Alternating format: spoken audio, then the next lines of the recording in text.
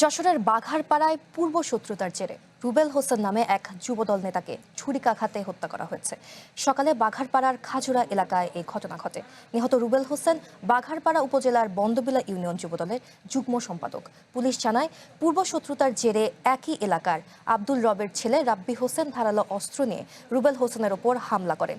তিনি রুবেলের শরীরের বিভিন্ন স্থানে এলোপাতাড়ি কুপিয়ে পালিয়ে যান।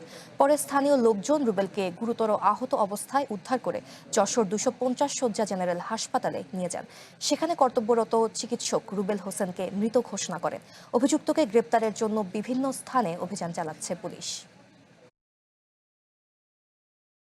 আমি পেয়েছি ইমার্জেন্সিতে সেটা হচ্ছে ওনার মাল্টিপল ইনজুরি ছিল, হার্ট ইনজুরি ছিল, পেনিট্রেটিং ইনজুরি ছিল, চেস্টে ছিল, নাকটা কাটা ছিল, এখানে পিঠে ছিল কয়েকটা 6-7টা, এখানে এক্সিলাতে ছিল, আর হচ্ছে ব্লিডিং ছিল, কোনো রেসপিরেশন ছিল না, কোনো পালস নাই, তারপর পিপল ডাইলেটেড ছিল, মানে ডেথ, ব্রড ডেথ যেটা বলি আমরা।